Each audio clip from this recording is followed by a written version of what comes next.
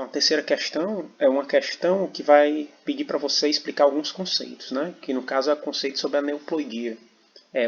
Responder as questões, no caso o item A, o que são aneuploidias, item B, como são formadas, e pede para o item C você citar exemplos. Então, o que é uma aneuploidia? São alterações cromossômicas numéricas. Então, quando a gente fala de alteração cromossômica numérica, seriam aquelas que provocam uma alteração para mais ou para menos no número usual de cromossomos de uma determinada espécie.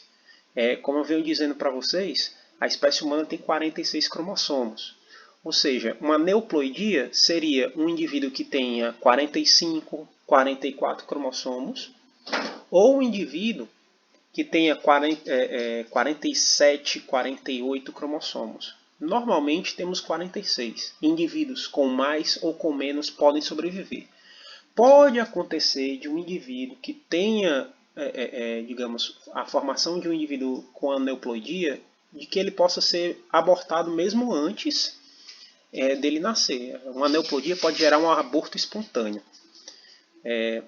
Item B pergunta como são formadas.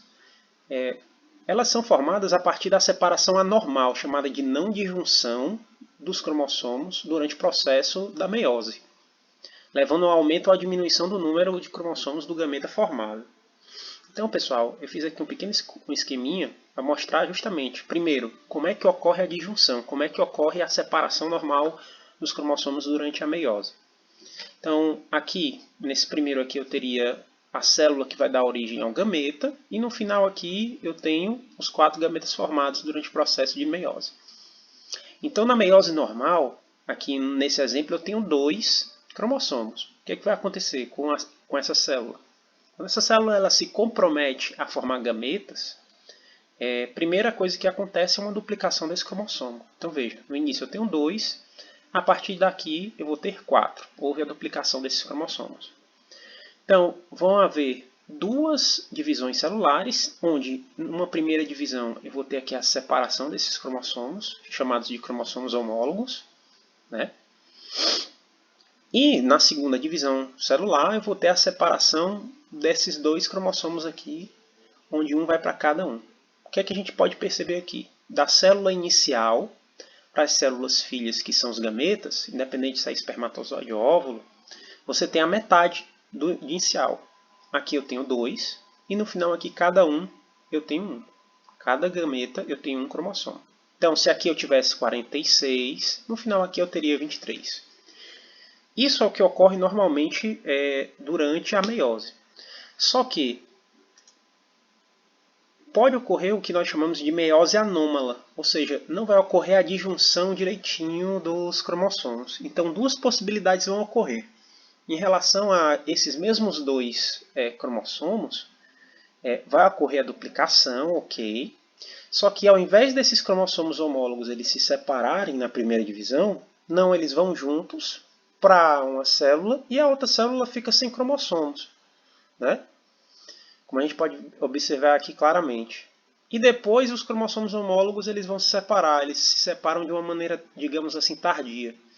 De maneira que aqui eu vou ter um cromossomo a mais, e aqui também eu vou ter um cromossomo a mais. E esses aqui vão dar um cromossomo a menos, no caso. Ele era para ter 1. Aqui também era para ter 1.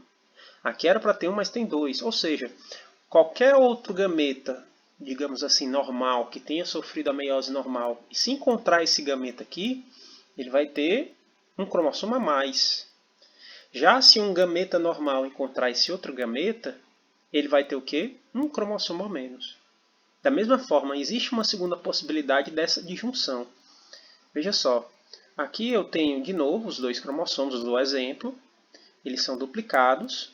Pode até acontecer a primeira divisão normalmente, todavia pode acontecer dessa segunda divisão não ocorrer de maneira ok. Veja só que esse gameta está certo, ele está com apenas um cromossomo dentro dele, esses 2 primeiros. Já esse terceiro e esse quarto gameta, eles já estão completamente errados. Então aqui tem um a mais e um a menos, dando os mesmos resultados que nós temos aqui nessa primeira possibilidade. Então vamos imaginar aqui, né? Vamos pegar esse segundo exemplo, né? E vamos dizer que aqui eu tenho espermatozoides. Esses espermatozoides aqui se dividiram ok, já esses dois aqui não se dividiram ok.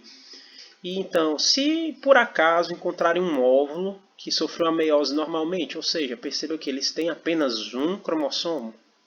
Então aqui, 1 mais 1, tudo bem. Eu tenho um cromossomo, eu vou ter um zigoto normal, que é para ele ter o segundo conjunto de cromossomos. Quando eu tenho um conjunto de cromossomos normal, eu chamo ele de eusômico.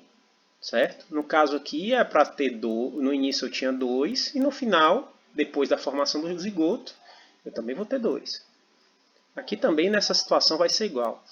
Já aqui, pessoal, esse gameta aqui, esse espermatozoide que tem um cromossomo a mais, quando ele se juntar a esse indivíduo, aqui normal, ele vai se juntar e formar um zigoto chamado de zigoto trissômico. Ou seja, esse indivíduo aqui vai gerar uma trissomia.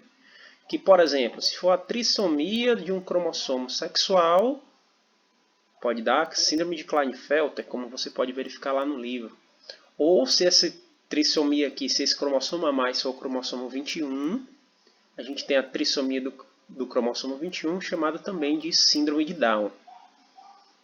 Tudo bem? Já aqui, pessoal, eu tenho esse espermatozoide sem o cromossomo, se unir com esse óvulo, esse zigoto vai ter apenas um dos cromossomos, onde deveria haver 2. Nesse caso aqui eu tenho um zigoto monossômico, e esse indivíduo aqui pode gerar uma monossomia.